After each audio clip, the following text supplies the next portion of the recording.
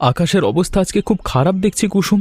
চারিদিকে মেঘ জমে কালো হয়ে আছে। এই দুর্যোগের মধ্যে তুমি নদীতে গেলে আমার মনটা ঘরের ভেতর বড্ড অস্থির হয়ে থাকে গো।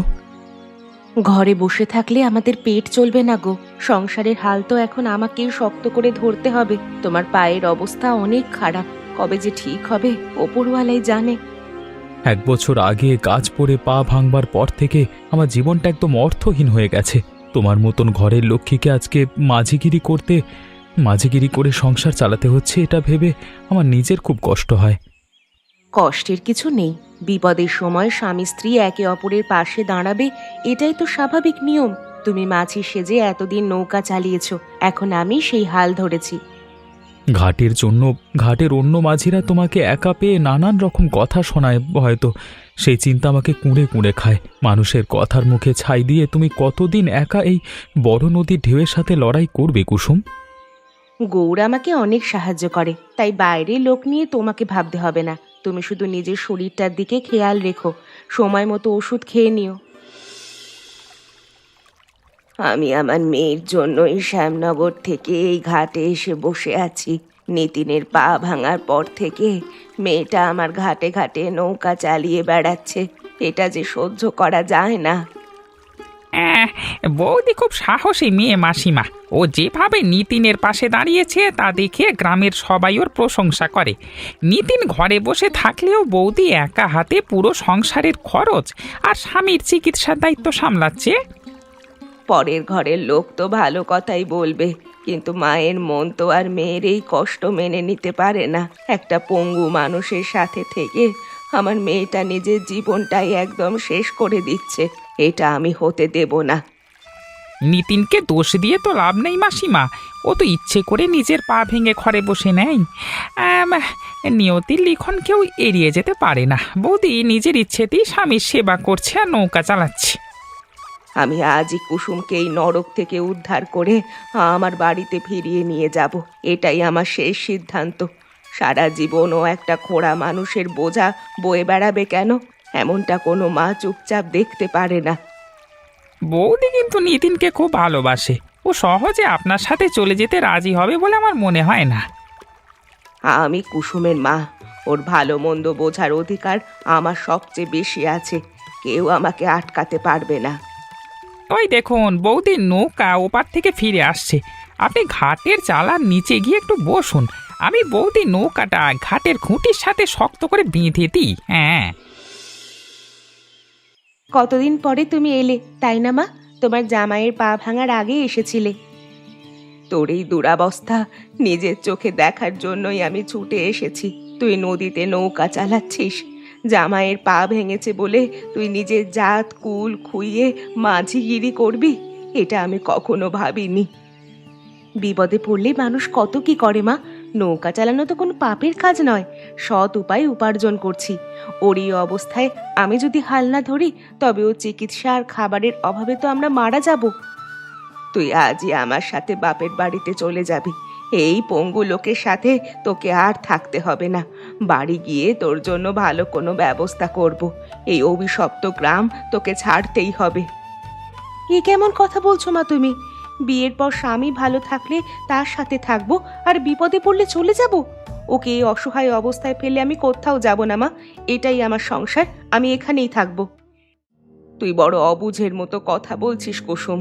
একটা খোঁড়া মানুষের সেবা করে তোর পুরো জীবনটাই নষ্ট হয়ে যাবে।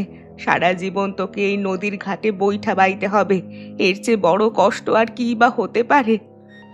আমার কোনো কষ্ট হচ্ছে না মা, তুমি নিজের মনকে শক্ত করো আর আমাদের এই পরিস্থিতিতে বাধা দিও না। আমি আমার স্বামীকে ছেড়ে এক পাও কোথাও নড়ব না, তুমি চাইলে আমাদের সঙ্গে থাকতে পারো। তুই যখন কিছুতেই যাবি না, তখন আমিও এই বাড়িতেই থেকে যাব এবং দেখব তুই কতদিন এভাবে চলিস। তোর জেদের শেষ কোথায় তা আমিও দেখে ছাড়ব। জামাইকে নিয়ে তুই বেশি দিন সুখে থাকতে পারবি না। তুমি আমার মা হয়ে এমন অভিশাপ দিও না, আমরা ঠিকই একদিন সব বাধা পেরিয়ে সুখে শান্তিতে বাঁচব। তুমি ঘরে গিয়ে একটু বিশ্রাম নাও।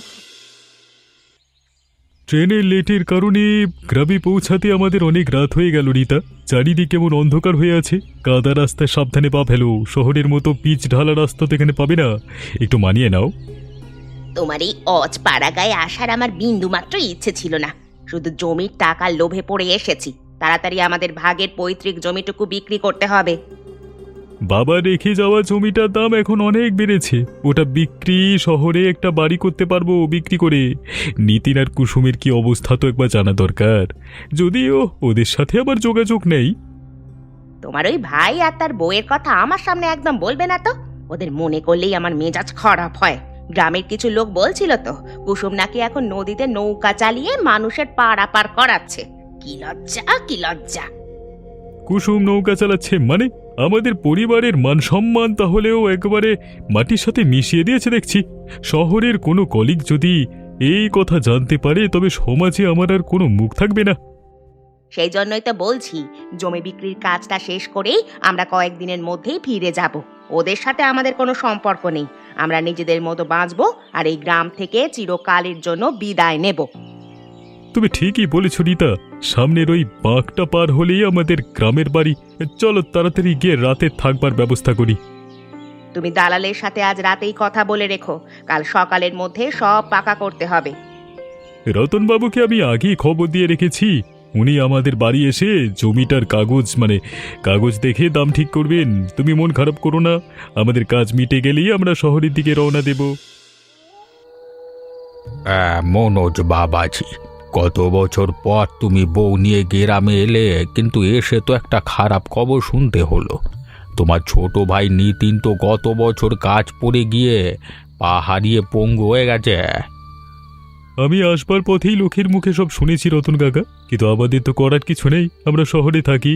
আজকে এখানে আসবার মূল কারণ হলো বাবা রেখে যাওয়া জমিটা বিক্রি করে শহরের কিছু কাজ করব। জমি বিক্রি করবার কথা বলছো ঠিকই, কিন্তু নিতিনেরও তো ওই জমির অর্ধেক ভাগ রয়েছে। ও কি রাজি হবে? ওর চিকিৎসার জন্য অনেক টাকার প্রয়োজন।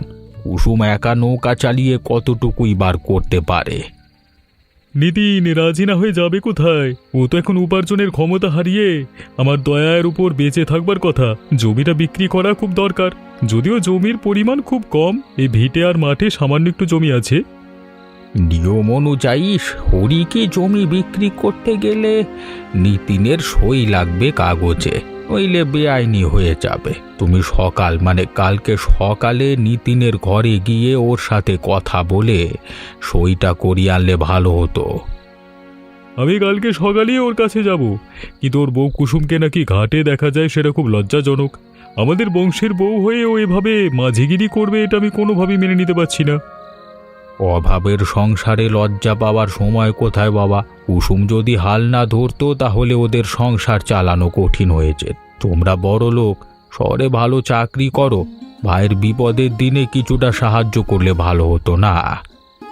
আমরা নিজেদের খরচ চালাতে হিমশিম খাচ্ছি রতন কাকা, তার উপর অন্য কারোর দায়িত্ব নেওয়া আমার পক্ষে অসম্ভব ব্যাপার। আপনি জমিটার জন্য ভালো খরিদ্দার ঠিক করুন, সই করানোর দায়িত্ব আমার উপর ছেড়ে দিন। ঠিক আছে, তুমি যখন বলছো তখন আমি কাগজের সব ব্যবস্থা করে রাখবো। কালকে দুপুরের দিকে আসবো।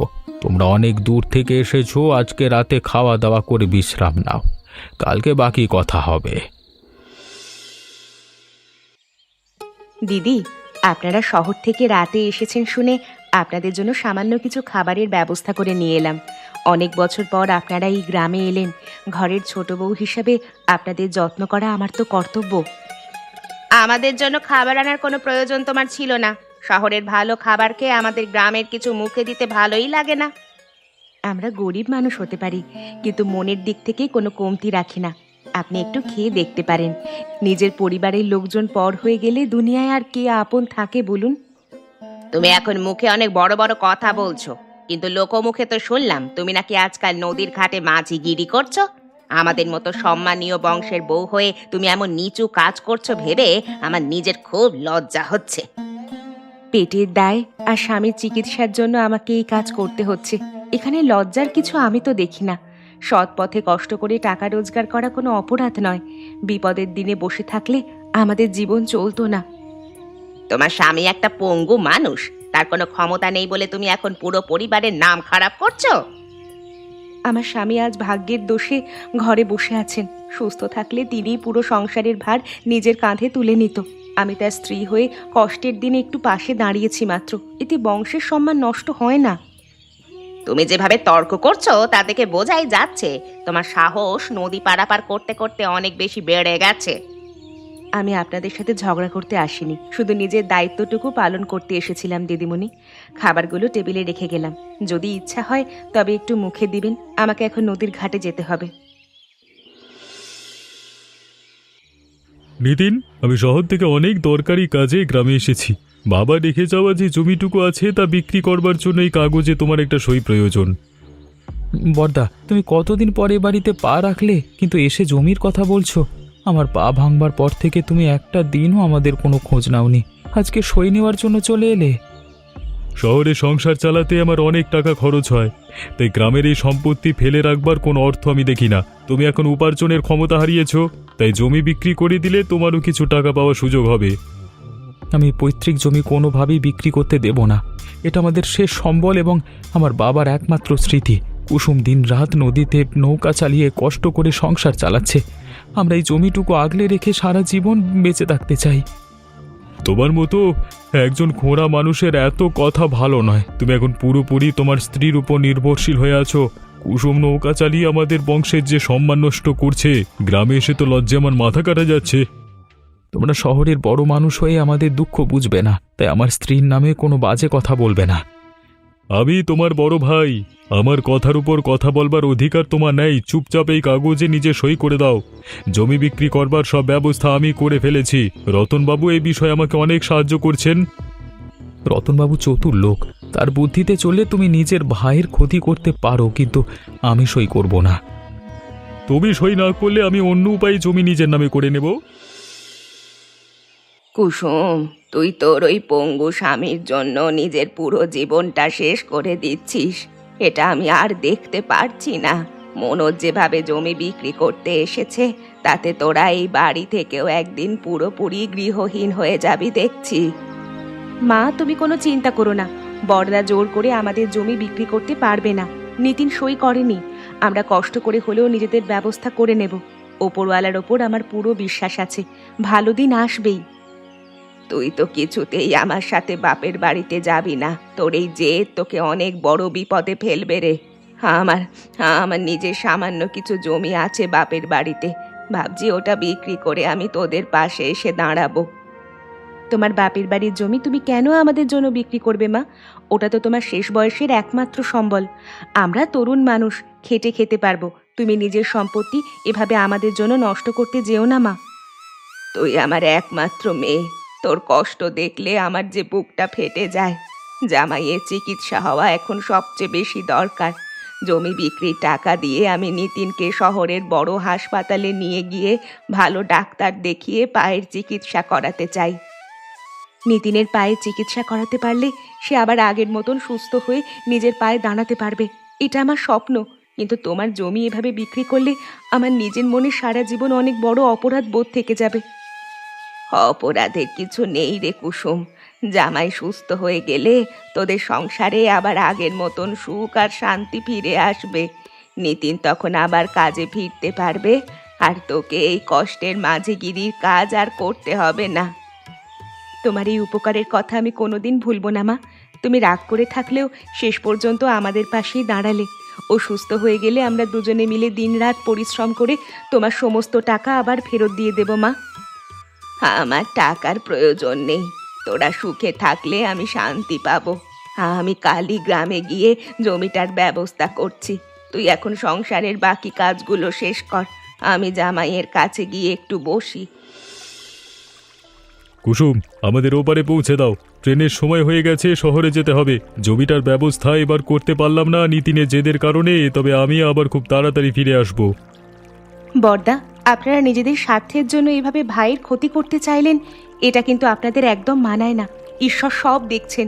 আসুন, নৌকায় বসুন, আমি আপনাদের সাবধানে নদী পার করে ওপারে পৌঁছে দিচ্ছি। তোমার এই ভাঙা নৌকায় উঠতে আমার খুব ভয় করছে। শহরের মানুষ আমরা, কখনো এমন নোংরা পরিবেশে আসিনি।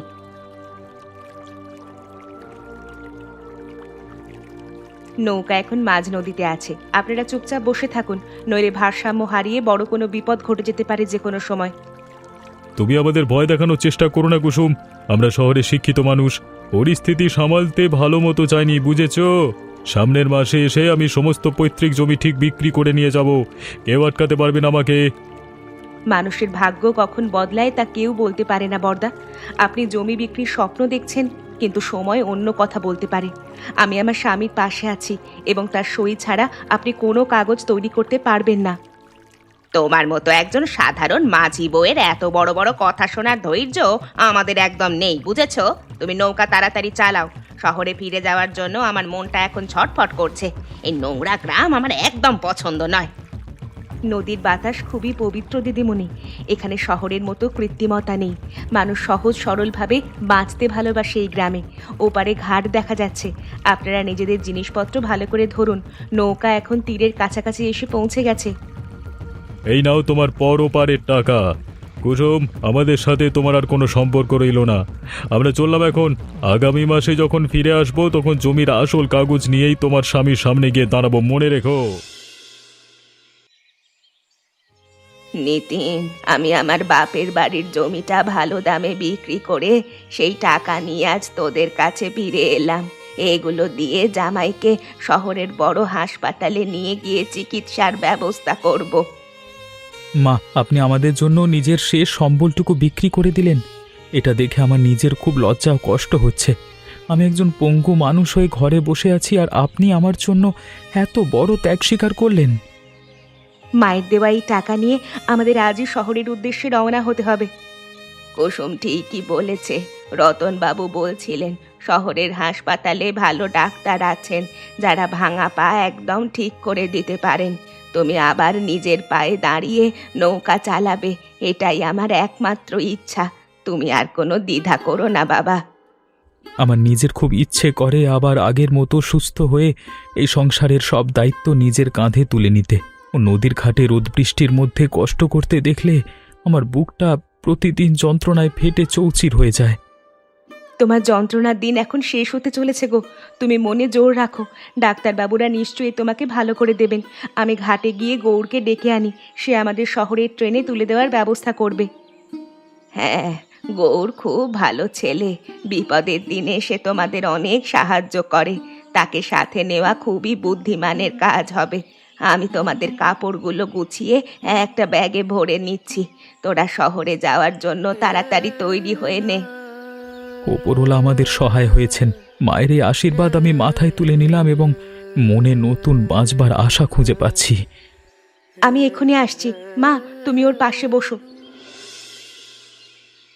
আমি আজকে শহর থেকে পুরোপুরি সুস্থ হয়ে নিজের পায়ে হেঁটে তোমাদের সামনে ফিরে এলাম।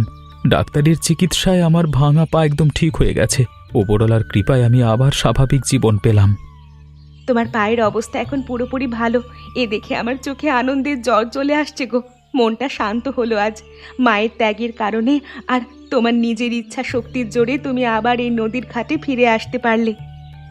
বন্ধু, তোকে নিজের পায়ে সুস্থভাবে দাঁড়িয়ে থাকতে দেখে আমার যে কত বড় আনন্দ হচ্ছে তা আমি মুখে প্রকাশ করতে পারছি না বন্ধু।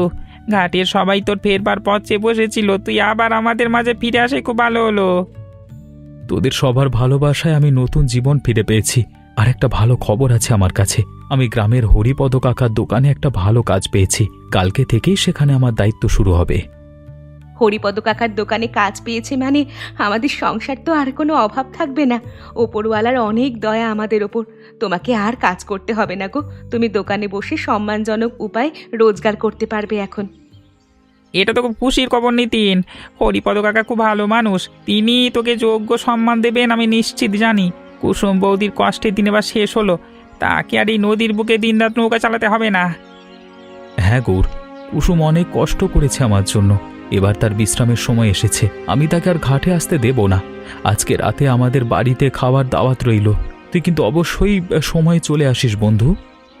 তুই ডাকলে আমি যাবো না এমন হতে পারে না। আমি অবশ্যই সময় মতো তোদের বাড়িতে পৌঁছে যাব রাতের খাবার খেতে।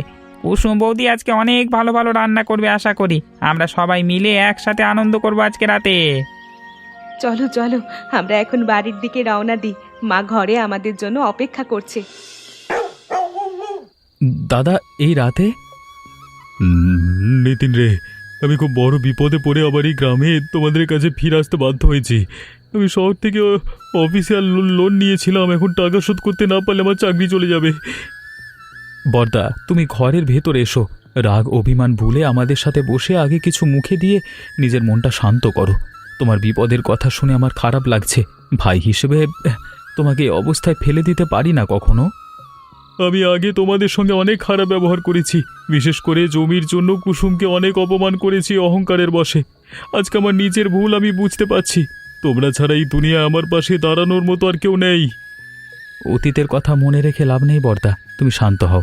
আজকে রাতেই আমি তোমার জমার কাগজে সই করে দেব। তোমার ভাগের অংশ তুমি বিক্রি করে নিজের সমস্ত লোন পরিশোধ করে দাও।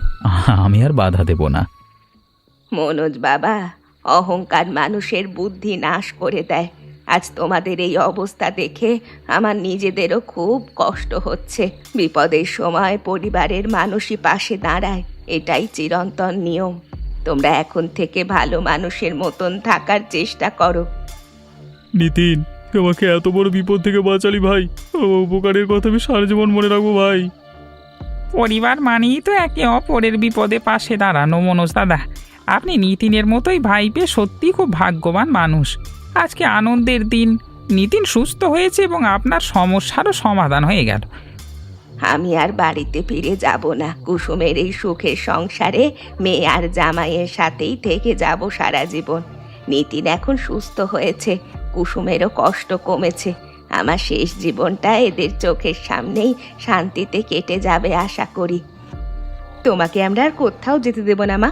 বর্দা, আপনি কোনো চিন্তা করবেন না, আমরা সবাই মিলে আপনার পাশে আছি। কাল সকালেই জমিটার সমস্ত ব্যবস্থা হয়ে যাবে। কুসুম, আজকে চাঁদের আলোটা কত সুন্দর লাগছে দেখেছো? আমাদের মনের ভেতরের সমস্ত অন্ধকার যেন চিরকালের জন্য দূর হয়ে গেল। হরিপদবাবুর দোকানের আয়ে আমাদের সংসার এখন খুব ভালোভাবেই চলছে। কোনো অভাব অনটন নেই আমাদের ঘরে। ওপরওয়ালার অনেক কৃপা যে আমরা সব বাধা পেরিয়ে আজ এই সুখের মুখ দেখতে পেলাম। আমার মনটা শান্তিতে ভরে গেছে গো। মার পাশে দাঁড়ানো আর বর্দার নিজের ভুল বুঝতে পারা, সব কিছু ভেবে ভালো লাগছে। তোমার মতন সাহসী স্ত্রী পাওয়া যে কোনো পুরুষের জন্য সবচেয়ে বড় ভাগ্যের ব্যাপার। আমি ওপরওয়ালার কাছে কৃতজ্ঞ তোমার জন্য। স্ত্রীর কর্তব্যই হলো স্বামীর বিপদের দিনে তার পাশে ছায়ার মতো দাঁড়িয়ে থাকা।